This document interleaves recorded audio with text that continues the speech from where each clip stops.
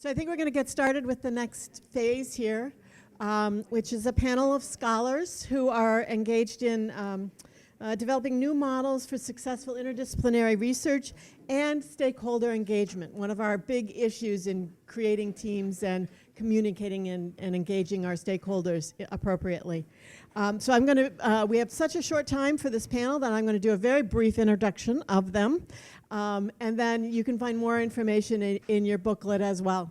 So to begin with, I'm going to start with the PI for the Mellon Grant, Dr. Laurel Weldon, who is the professor of political science at Simon Fraser University near Vancouver, although we welcome her back since she was from Purdue, and where she was a distinguished professor and director of the Purdue Policy Research Institute.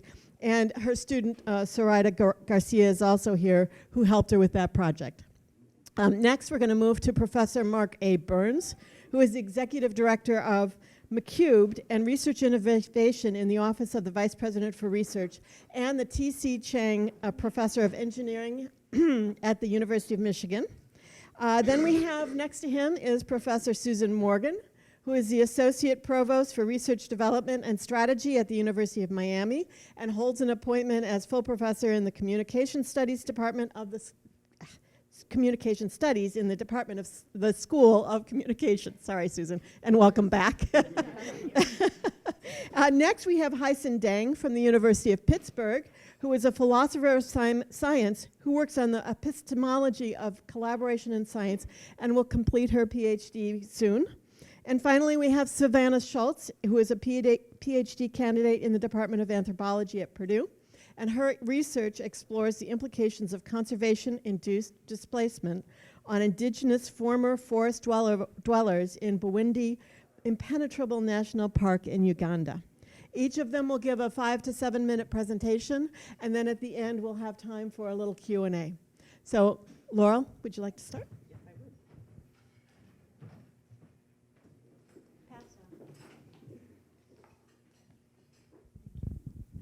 Hello?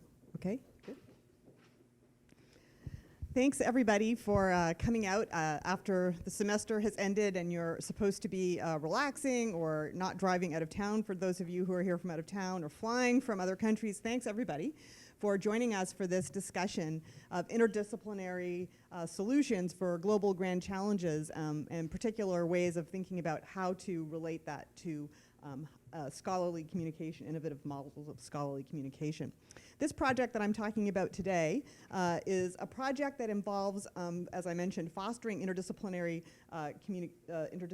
research through a funding competition that allowed us to structure research teams in a particular way and design a series of interventions that are aimed at fostering deep interdisciplinarity and innovative scholarly communication. The first round of this project actually was from 2014 to 2016.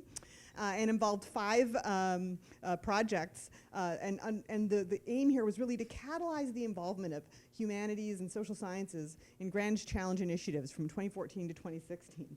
And while we had a diverse range of kind of research discovery outputs, including performances and all kinds of interesting outcomes, we learned a lot of things in this first initiative. We learned that communication was a major challenge in interdisciplinary teams. But we learned very specific things about that challenge, and one is that there are different vocabularies for people in different disciplines, that they mean different things by qualitative and quantitative. There are different ideas about causality, that we need a long time frame to develop a shared approach, and also that if we want to think about research impact in these highly challenging, complex problems, we have to bake that kind of high impact approach right from the start. It doesn't work as an add-on. So in this initiative, in the Breaking Through initiative, we tried to learn from this earlier approach in 2 key ways. One is to advance deep interdisciplinarity by being proactive in facilitating relationships and communication, and you heard a little bit about relationships this morning, about how important that is. And also by integrating communication and engagement with external stakeholders right from the start. So that was really an important thing. Not about something where you start at the end to do this, but something where you're doing it right from the beginning. So, you know, a lot of the times you'll see a kind of dissemination model here. How do we disseminate this? Make it in a kind of a flashy message, use new technology to make people excited about it, in a kind of an advertising model. And really, we were trying to get at a more participatory model of engagement. where you think about research as involving participation from various groups right from the beginning. Well, not a new idea in some ways, but hard to instantiate. So one of the things that we're quite proud of in this project is that the 4 projects that we have been sponsoring and that you've heard about a little bit today, and you'll hear more about, each instantiate one kind of model of how to do this. So we could say more about what those specific models are, but let me just give you a couple of examples. One is a kind of a public service model where you think about what is needed by decision makers or policy makers, what kind of information do they need, what kind of tools do they need, how can we provide that, right? That's one way of thinking about this kind of model of engagement. But another one is a kind of lifelong engagement model, right? Like you have these long relationships over time, and it's hard to discern the moment at which your project starts and your project ends, and it really might be more of like an orientation like flipping a switch, right? Like you always have these conversations, but you never think to ask the person with whom you have this deep relationship, what should I do the next research project on, or what would be useful to you? So and then there's another way of thinking about stakeholders as research subjects. And again, we'll hear about that more this afternoon. But when you think about the people who are actually kind of the subject of the research, also being participants in the research in a way, and informing that research in a kind of robust way. So there's lots of different ways of thinking about that particular model. So when we actually did all these things, what we found was that looking at these 2 waves, the interventions in these second waves actually seem to have worked. There's something we did worked, right? It seemed like in our second wave, a lot of people, more people in our second wave pointed to the benefits of interdisciplinary. There was less talk of the challenges of common vocabulary. Lots of talks about benefits of having different people understand the different dimensions of these different problems. They also were more likely in our second wave to have contact with policymakers, which was something we specifically set out to do, so it's kind of like, wow, it actually worked. And then also more diverse sets of research impact, new scholarly networks, and faculty member reported finding this extremely interesting and rewarding. So we actually were sort of saying, well, what's the relationship? What is it about this intervention that we did that made a difference? One aspect was this kind of early and robust connection with stakeholders across the research process. And so we asked our Office of Engagement, and Rod's here, he helped us with this, to help us do a survey of all the tenure track faculty at a large Midwestern research university, which shall remain nameless. And we got 230 responses. And looking at a preliminary analysis of the data that we found that those who reported earlier interaction with stakeholders or communities of interest, and when they maintained it across all phases of the research process, they reported seeing more impact outside the academy. And they were more likely to agree that their research has contributed to a significant change in conditions or a community response to a problem. It was a statistically and substantively significant finding. Okay, so the importance of this is that it supports the importance of early sustained interaction and relationship building as ways to support higher impact research. It's not just about flashy presentations. So we're continuing to study the teams from both waves. The project's not over. It is a way to identify problems of interdisciplinarity, as well as models for collaboration and engagement. We're going to hopefully survey even a broader group of faculty to see what they're doing, and we hope to survey all Big Ten faculty. And then we're going to formulate models for high-impact interdisciplinary research that distill the lessons from these specific projects that we've been developing. And you might say to yourself, interdisciplinarity and engaged research is mission impossible, but it's been made possible here by the PPRI team. So I'm just embarrassing Allie for one last time here with this photo. Okay, so I'll go back to this one.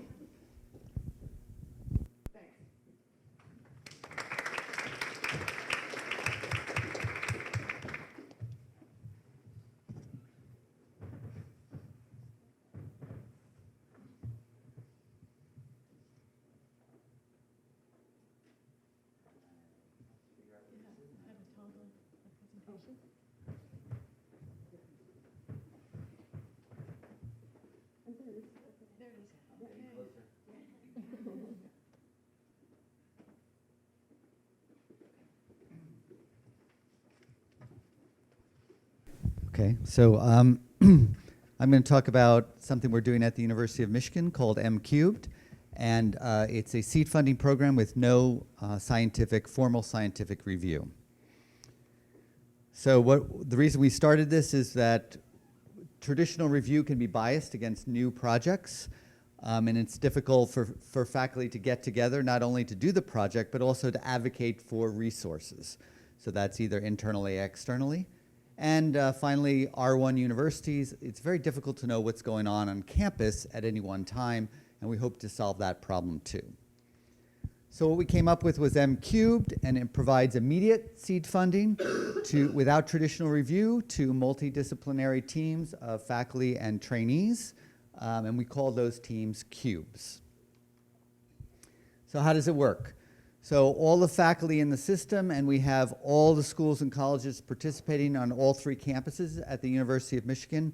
That's about 7,300 faculty. They're all in the system. They each get a token worth up to $20,000, but the only way they can do it is by, or use that token, is by posting a project on the MCube website and then getting 2 other faculty, one of which has to be outside their unit, and a unit is a school or college, to agree to put their token in. And then they get up to $60,000 for about 1 year of work to get preliminary results to then go off and write a proposal. The money, the majority of the money has to be used to fund students, or that's undergraduate students, graduate students, or postdocs, so trainees, and there's no formal review. The only reporting that they have to do is at a symposium once every 3 years, they have to give a talk. So you can go to the MCube website, it's mcube.umich.edu, and you can look, and it looks like this. We've got some featured cubes, a nice bird, and other things. If you click on Find Cubes and Collaborators, you can look around and see this, who's in the system. This is a list of the 7,300 people in the system, and you have different filters you can put on. And then you can also look, if you choose instead cubes, you can find out all the cubes. And there's just the most recent. They list from most recent to end, and I just pulled that off a couple nights ago, and you can see there's a variety of different cubes from all different disciplines. This has gotten written up in a number of publications, and now you'll see MCube-like programs pop up around the country. We're up at 5, and there should be a 6th one starting this fall, we think. We're still talking to them. Some of these we talked with about, some we just find out that they're running a program just like MCubed. So that's really nice to see. We think it works well. From an administration standpoint, somebody puts in $5 million, that's the provost usually, and then from an administration standpoint, that money is immediately tripled because there's a matching, and I don't have time to go over all the different details of the program, but there's a matching that's required, so you get essentially $15 million worth of research for a $5 million initial investment. But once you go through in Cube, you get about 250 projects, and that has resulted typically, we've run this 3 times, typically in 60 to 70 million at least in external funding coming in, plus a number of publications, presentations, and since the School of Music, Theater, and Dance is also in it, oh, sorry, yes? When you say money coming from faculty, I don't quite get what that means. Hold on a second. Is this taking out of my time because I'm getting clocked? I want to answer this question. Yeah, we'll go back. Okay, I will answer that at the end. I just don't want to get penalized, you know. Very, very Yes, yeah. So it also funds about 1,700 people at a time. This is the interaction that's happening on campus. So this is the Ann Arbor campus. This is the Dearborn campus, and I don't have the one from the most recent running, which also had the Flint campus in too. But most of the collaborations go between the largest schools, which is engineering and medicine, but there's humanities, social sciences, libraries, music, theater and dance, art and design, etc. Everybody's participating, and the collaborations are quite amazing when you look at some of those cubes, who's getting together to do what project. And you can see this in real time, because that's as soon as they form, they go up on the website. I said there was no formal review. There's no formal review, but it's a peer-to-peer system that we've developed, which we think is very powerful. It has 2 parts. One, first, the faculty have to post the project on the website for 7,300 of their closest friends and enemies to rip to shreds. I have not been able to do that. That's sort of a public accountability. I'm too chicken. Peer review number 2 is that we only give 1 token to each faculty member that they can spend over the next 3 years. So they have to choose very carefully what to use that one token for, so sort of voting with your feet. No proposal is required or reviewed, so that means that the faculty can work on whatever they want to work on. There's a lot of literature now that is saying that what we thought about in 2012 is actually a good thing to do. This is just something that shows that the difficulties with peer review. This is a publication that came out in PNAS, and what essentially they did is reconstitute a bunch of study sections and take proposals that were either funded by NIH or rejected by NIH, put them together, mix them up, mix them around study section, do the analysis. Can they reconstitute those two groups, right? They should be able to. And they looked at the correlation, and the correlation was 0. So there was no correlation between the reviews and the publications. One reviewer would review one high, another reviewer would get the same publication and review it low. And in fact, a lottery was suggested as a replacement for study sections. Seriously. So that's the whole thing. It's a non-traditional review system for seed funding. It matches the fast pace of information flow and research in today's environment. I didn't talk about the external diamond program, but we can get industry, alumni, foundations, and actually even deans to then set up programs where they contribute all the money. You can then have investigators explore the problems they want to look at and essentially de-risk investment because you're investing in 250 projects at one time and you only have to have a fraction of them hit to really be successful as far as the return on investment. And I see the stop. Did you take off the time for that? Oh, sorry. and I'd be happy to answer it. Can I? No.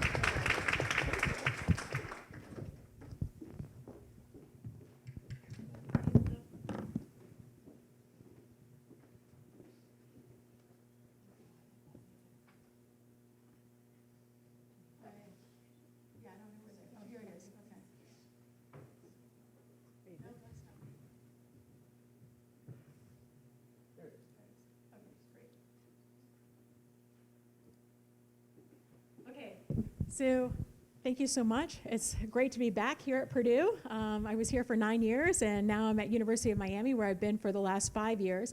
I am Associate Provost for Research Development and Strategy. As a scholar, I'm an interdisciplinary scholar, which has really fueled, whoa, what's happening here? It's taking off without me. So yeah, story of my life, right? So I have always been engaged in interdisciplinary teams and found that work to be exciting and deeply satisfying. And so it was kind of natural for me to get involved with designing a system that would help support interdisciplinary collaborations across many fields. And so it's been really amazing for me to get a view of all the different kinds of projects and work that's being done across the university. So this initiative, this funding initiative, has been part of University of Miami's roadmap to our new century. We're a very new university. We've only been around for since like 1926, so it's really a fairly new endeavor. Honestly, I don't know what's going on. This is the rehearsal timing is on. Oh, okay, cool. Boy, that would enforce a 5-minute limit, wouldn't it? Keep it going. All right, so, and the roadmap is made up of a number of different initiatives, and one of those is focused on interdisciplinary collaborations, and it's premised on the idea that the world's most pressing problems can't be solved by any one particular discipline, and so it really requires an interdisciplinary approach. ULink consists of interdisciplinary teams of scholars. It's one of the ways that we evaluate a ULink proposal. It's focused on problems, like real problems, not just really cool questions, right? So that's one of the other criteria that we have for funding a proposal. And it's focused on developing innovative approaches or solutions. And then there's also a focus on addressing complex challenges to societies, and particularly focused on our region. And by our region, I mean Miami, South Florida, the Caribbean, and South America. Right? So there are 7 key features of ULink. There's actually more than that, but anyway. And Of course, University of Michigan was an inspiration for the design of this program, so it's always fun to have a chance to hang out with Mark. ULink was designed in part around combining all existing best practices, and so this is what that combination ends up looking like. So we have a phase 1, phase 2 structure, which means that our teams come in and they have $40,000 to spend 8 months just hanging out with each other. Okay? This is really hard to persuade some faculty that like we really mean it and that it's not hypothesis driven, that we don't expect them to go out and collect data. We really want to acknowledge the fact that doing interdisciplinary work is really difficult and comes with really unique challenges. And so we want the teams to meet regularly and to learn about what that problem that they've identified looks like through the lens of the component disciplines represented by the team members. And so they talk about that, they share that. In the course of doing that, they develop a transdisciplinary language so that they can converse more easily. They develop a team bond, right? So they get to know each other personally. We find that that helps with the process of, like if you're working in a team, conflict is inevitable. And if you like the people that you're having a conflict with, you're much more invested in preserving that relationship. So we encourage the teams to meet not just like, on site and to engage in task-related behaviors, but also to meet off-site and find out about each other as human beings. They don't have to be best friends, but we expect them to have some sort of sense of personal connection. In phase 2, so in phase 1 teams, we have 5 to 6 teams receive phase 1 funding. Phase 2 provides $150,000 for 1 year, and it's renewable for a second year. In that stage, we expect them to, and again, so there's only 2 to 3 teams that receive phase 2 funding. We expect them to collect preliminary data, to develop a prototype, to do feasibility testing, anything that would support them receiving external funding for the project. So that's what's happening in phase 2. So that phase 1, phase 2 structure helps us to know which teams are viable, right? So in that phase 1, we know that it's kind of a risk. We know that some teams are not going to cohere. Maybe they find out that the idea is like, it's not really a great idea anyway. And so then they either don't apply for phase 2 funding or it just, that team just doesn't rise to the top. So then we invest in the 2 to 3 other teams for phase 2. One of the other features that makes ULink unusual for a lot of these interdisciplinary funding programs across universities is that we recognize that people don't come into team science knowing how to do team science, right? Just because you put them in a team doesn't mean that they're going to function well as a team. And so we try to give them some knowledge about empirically supported best practices for collaboration. And we also do some skills training, like active listening skills, and we also have them engage in group activities that will support the team's functioning. So we have them work on a team charter, for example, which if you haven't heard of a team charter, it's kind of like a prenup for researchers. So you work out a whole bunch of agreements in advance, anticipating the types of things that could create conflict, let's say like authorship of articles that come out of the project. And you work all that stuff out ahead of time, and so the team can refer back to that as a way of just heading off conflict. So that team science training we do right at the start of phase 1. And they have enough time to have like 1 or 2 meetings, get to know each other a little bit. We also sponsor a team launch dinner for each of the individual teams. I can tell you about that later. It's pretty cool. It's fun.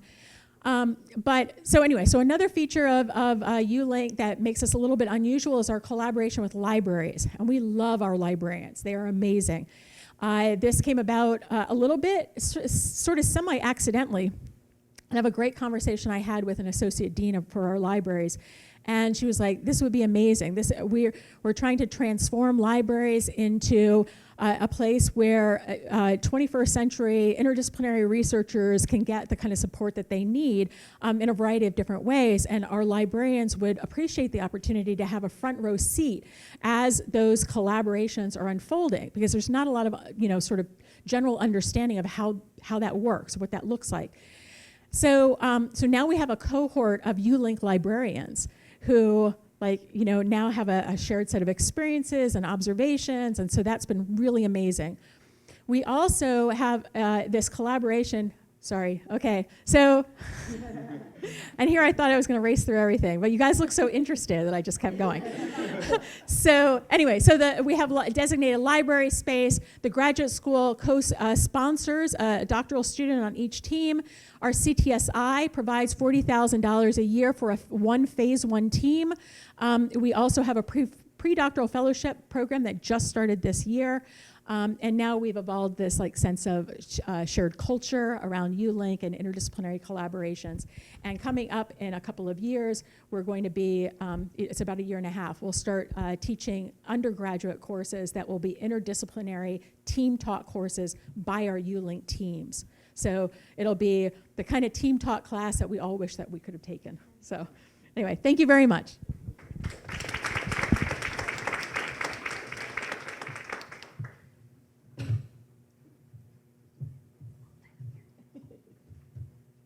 You can ask me about our lessons later.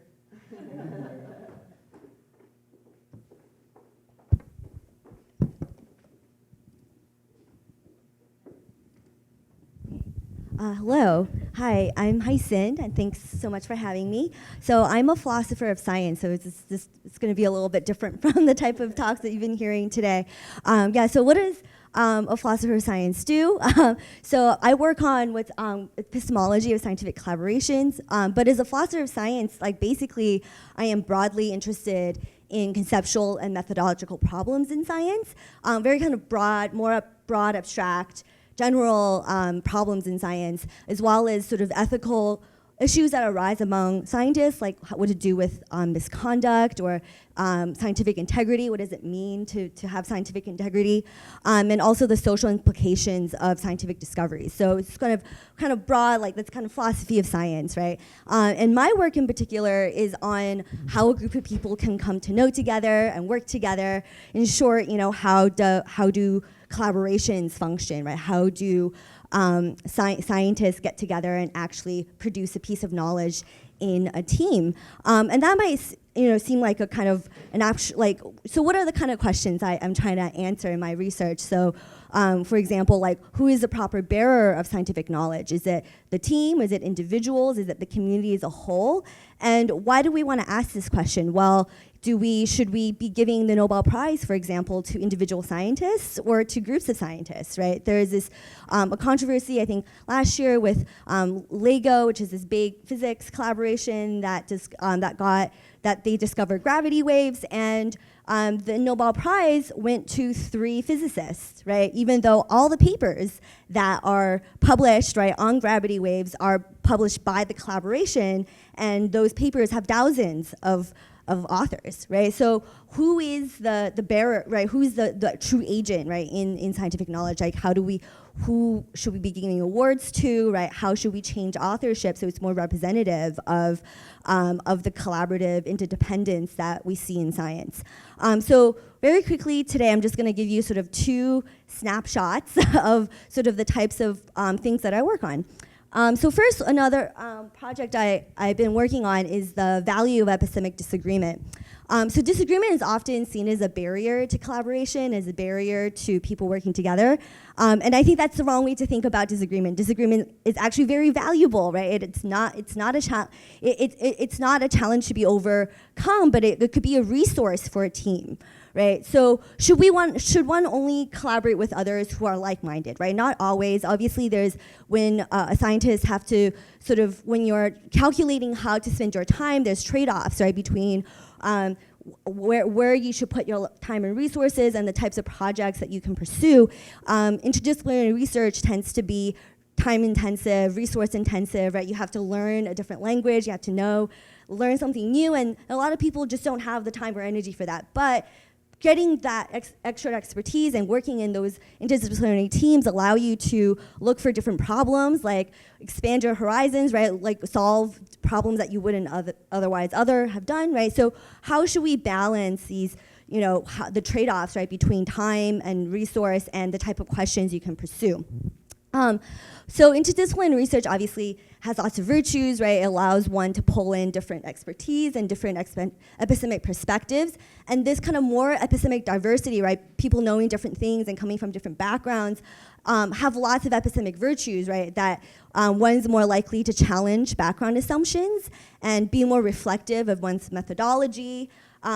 You're more critical of standards of evidence, right? So these are all things that kind of come up when we collaborate across disciplines, is that you kind of start really, asking yourself like, oh, why do we have these standards of evidence and not these other ones that exist in this other field, right? And those are often sources of disagreement among collaborations. And sometimes collaborations fail because we can't agree on the standard of evidence, right? Like I think, data should look this way, and some other discipline thinks that data could look a little bit messier, right? And why? And those disagreements are not bad, right? They're actually ways we can learn about evidence. We can kind of think more about these problems more carefully by allowing these disagreements to actually flourish, right? Instead of trying to avoid them or try to think that whenever you run into a disagreement, you should stop collaborating, right? So respectful disagreement can be valuable to intellectual development of the group. In fact, of course, disagreement is ineliminable, right? It's a difference of degree. Even if you're collaborating with someone in your field, someone who you are very intellectually close to, you're bound to disagree on something, right? But obviously, if you are collaborating across further disciplines, you're going to tend to disagree on more things, right? So there's this really great literature on adversarial collaborations, right? You actually try to bring in people who are on two opposite sides of an issue. And there's so I'm not gonna have time to talk about this, but you should look into it if you're interested. So some of the things that are sort of come out of this adversarial collaboration literature are sort of having these really important meta-level discussions, right? So these are the things that I'm assuming some of these teams that you guys are talking about actually talk about, right? Is identify where there is disagreement and agreement, setting and committing to a threshold of proof, right? So that's really important, like actually getting people from different sides, right, or different disciplines to commit to a threshold of proof. And increased reflection on one's own field and history, right? Like thinking about why your field has kind of changed, right, or disagree with another field. Okay, very quickly, the other thing I work on is ethics of collaboration. So one of the questions that always comes up, right, is what are the responsibilities and obligations that co-authors have to each other? So one of the things that we talk about in cases of misconduct, right, is are scientists in any way responsible for the misconduct or the sloppiness, right, less serious, of their collaborators, right? If someone has done something bad in your team, right, are you somehow responsible for it because you're part of the team, right? Or when you retract a paper, should the retraction come from the entire team? Usually they do, but sometimes they don't, right? But not all responsibility is the same, right? People are responsible for different things and responsible for different degrees. Obviously, you're not responsible for, making up the data, right? You're not responsible for the fraud, but you might be responsible for checking up or something like that. So one of the problems in interdisciplinary research is that there is a degree of epistemic blindness among collaborators, right? That you can't properly evaluate the expertise of the other people. And again, like I think these are the problems that come up in these discussions, right? And so the trust in interdisciplinary research will always be incomplete, right? You can't never completely trust your collaborator because you're unable to evaluate their expertise fully. So what are some strategies to get around that, right? So collaborators are responsible for indirectly assessing their collaborators. And one of the things that is really important is what in philosopher of science call explanatory responsiveness, which means that if we're in a really successful collaboration, you're able to you're supposed to be able to ask a question to your collaborator and have them explain it to you, right? And you're responsible for that, right? As a good collaborator, to always be explanatorily responsive in ways that allow collaborations to flourish, right? So these are, anyways, I'm happy to talk about this more during Q&A, or if you can grab me during lunch, or during breaks. Happy to talk about this more. Thank you.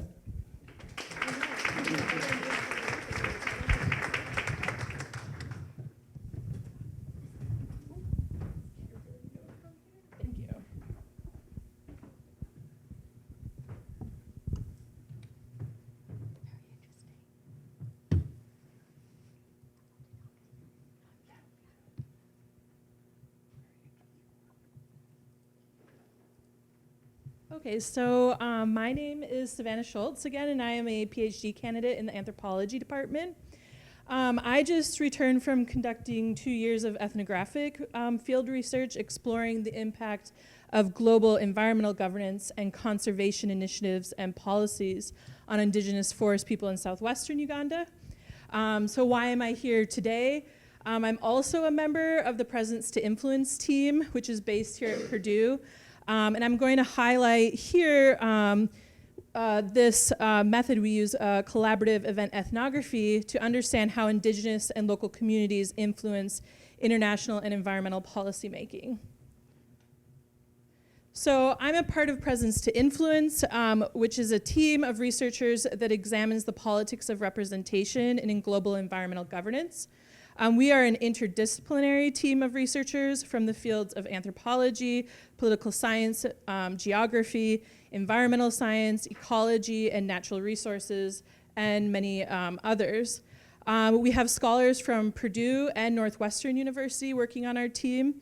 And our research team is guided by Dr. Laura Zanotti in the anthropology department at Purdue and Dr. Kim Marian Suasia at Northwestern University, and is made up of both undergraduates and graduate students from various disciplines, which helps us to deepen our understanding of the processes of global environmental governance.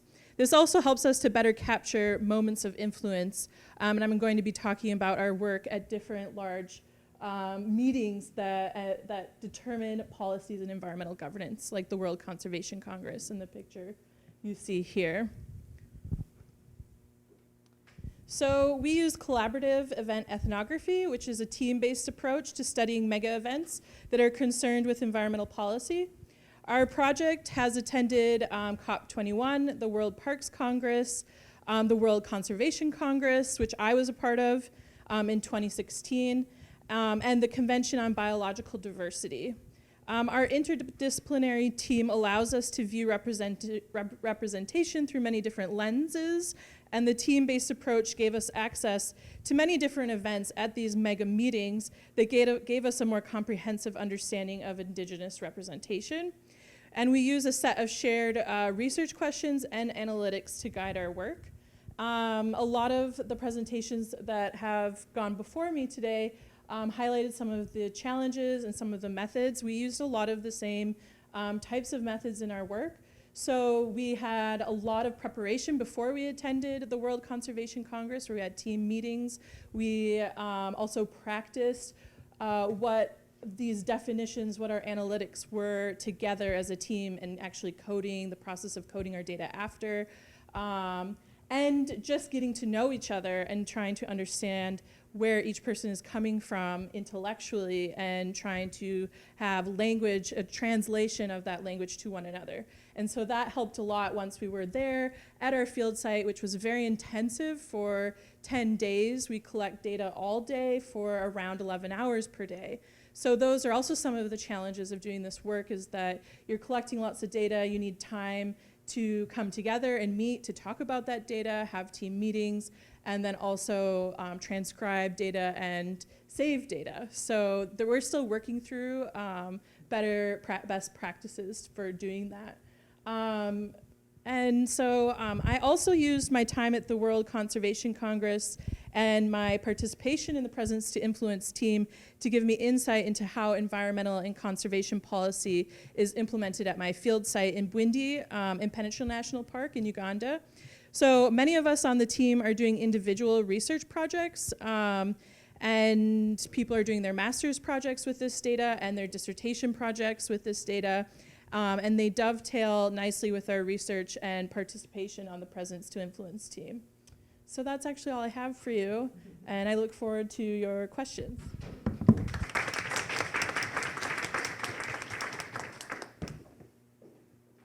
So, questions? Should we start with the question about the faculty?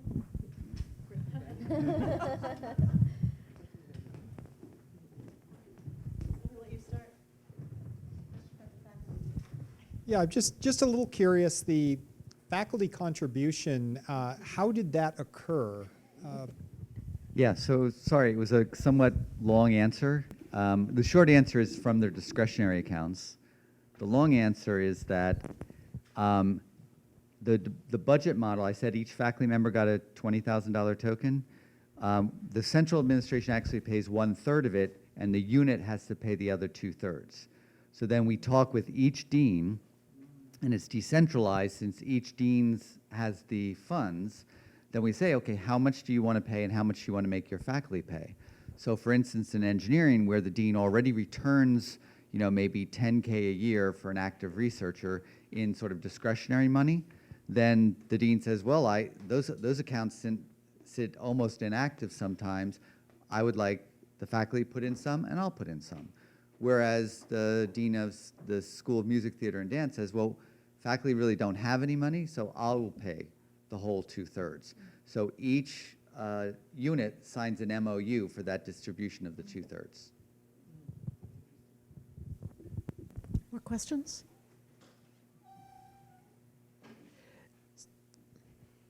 So in all of your work, I mean, I'm very interested in interdisciplinary work and how to make it happen. And so it's kind of what do you call it? There's a term for it. The thing you really want to get to. What is the key to getting teams to work? The issues in interdisciplinary research are communication, as you said, language, culture, and I find the third one is respect. And I think there's a lot of literature on that, respect for different disciplines.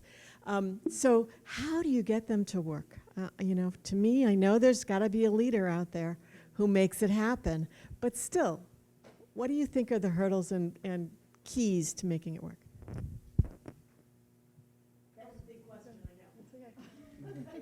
I'll just say super briefly, your keywords, right? Time is a huge one. Like if you can, like a time frame. I think it takes people time to trust each other, and in time that's directed enough that people feel like they're engaged in something, but undirected enough to let them kind of develop a relationship. Right. So I think because you need time to develop those relationships, I say time and relationships, but they're the same thing, really, right? I mean, not exactly, but not just, you don't just form a relationship like that, I would say. Yeah, and I think that's an issue with many of the initiatives that come from on high. Are they say in a month, 2 months, submit a proposal? You can't do it in that much. Right, exactly. Yeah, because I think the time and the relationship piece is like, you can't develop a relationship unless it's over time. I find that in any, I don't know, big transition, like you need like a year, right? You need 4 seasons somehow to pass, and you like go on this journey together somehow. I don't know. I don't want to make it sound too woo-woo or anything, but so with ULink, because we bake in that 8 months, and like Purdue, it's we mandate that the stakeholder relationship be designated from that earliest stage. So part of that 8 months is they're developing a relationship with the stakeholders as well. So anyway, you have to have that designated time. And so when we provide the 40,000, it's divided equally among the team members, and they're expected very explicitly, and they sign an MOU also, that they're going to devote 10% of their time to the project. And because we specifically tell them, you're not collecting data, you're not testing hypotheses, you're there to develop the relationship. We do that because we know that the interdisciplinary project is not going to succeed if the relationships aren't there to help support it. So if you think about, like, in everybody's field, there are like famous pairings, Petty and Cassiopo, right? Like there's a Burgoon and Burgoon. I don't know, they're married, right? But anyway, but there are groups of people who all publish together over the course of decades. What's going on there? I mean, there's a personal relationship that evolves when the chemistry is right. Who knows what those factors are? There's something that's very interesting there, and I think a lot of people are interested in exploring what that is, but it takes that time. Okay, time then. Do you have any other secrets to share?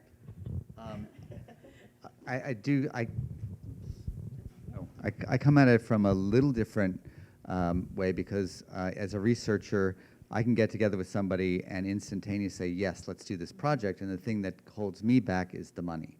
I don't have the money right there. Now, sometimes it sort of crashes and burns, and other times it goes on. One of my collaborators I got together first in 1992, and I still collaborate with him. So this is several decades of publishing with the same person, many different projects. Others I get together and say, yes, let's do it, and then it doesn't work out. We don't have a good relationship. There's certain things about when we get in an argument, it's catastrophic, it's not beneficial. So I think that's why your research I thought was so interesting about that. So.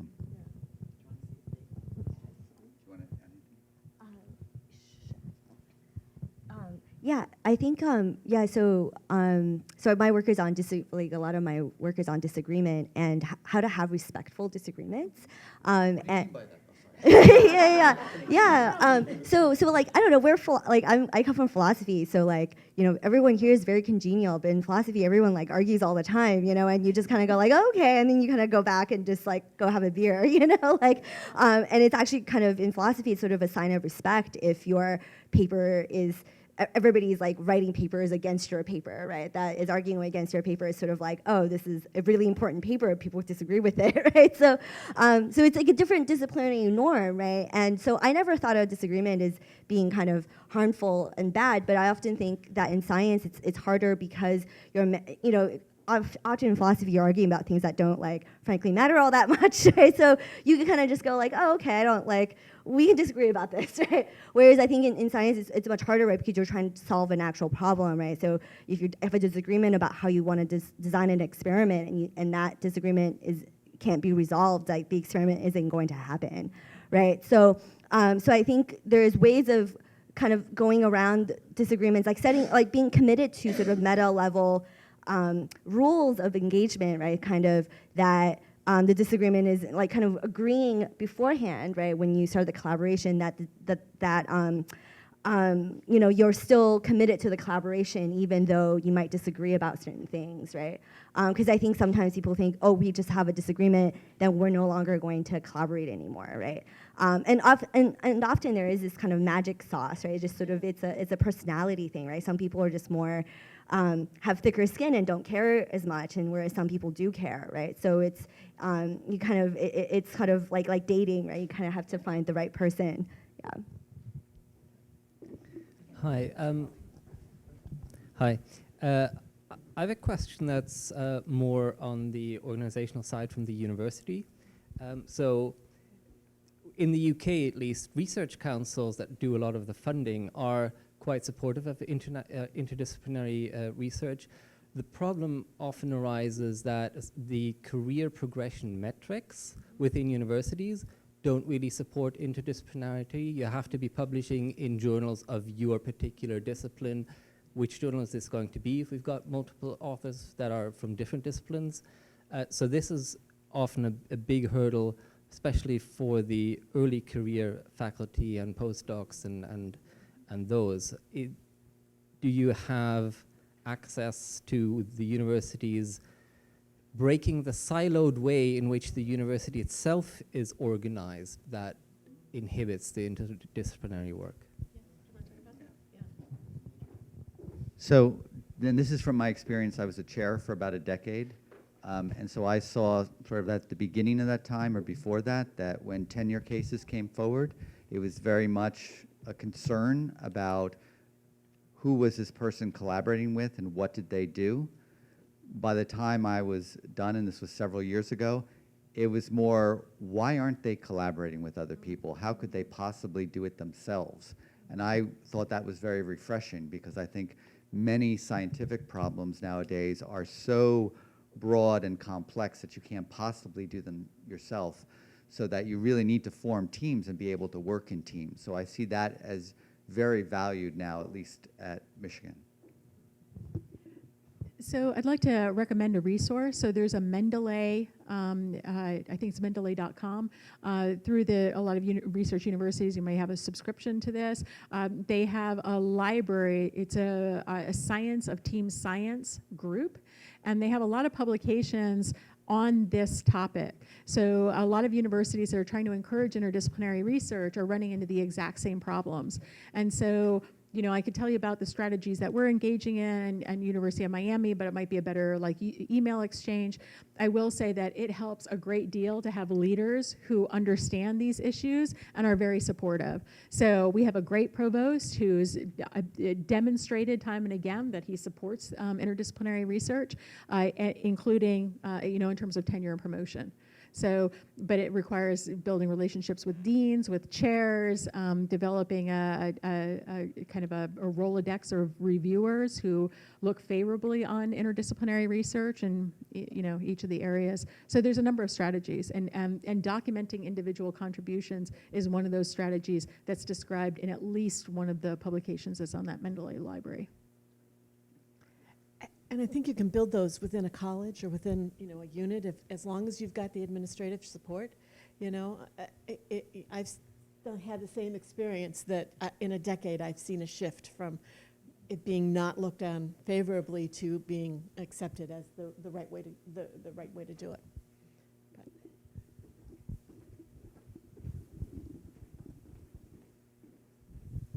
I wanted to ask a question of Haixin about fruitful disagreements. Every year for the last 4 years, I've been teaching a book by Deasing on the epistemology of social science research. And Deasing is absolutely scathing about social scientists who can't talk to each other, who put each other down, who slight each other, who stab each other in the back. But clearly, we're talking about the possibility of something much more fruitful occurring. So I wonder if you could speak, what you said before was something about respectful disagreement, but isn't there also something to the idea of fruitful disagreements, where we don't just agree to disagree, but we find something of interest in the disagreement? Yeah.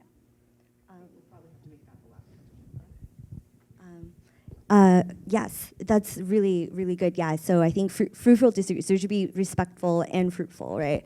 And I think, so there's this really interesting research on adversarial collaborations. And one of the things that they do to try to have the disagreements be fruitful is, so often, when we write papers, the papers are kind of supposed to be consensus statements of the entire team, right? So, but in adversarial collaborations, often they'll write papers with like sections that are only, one side will write, it's sort of, you kind of see a debate play out on the page, right? You'll see one side would write one section, right? And then another side would actually write up a response, but everybody is involved in the writing process.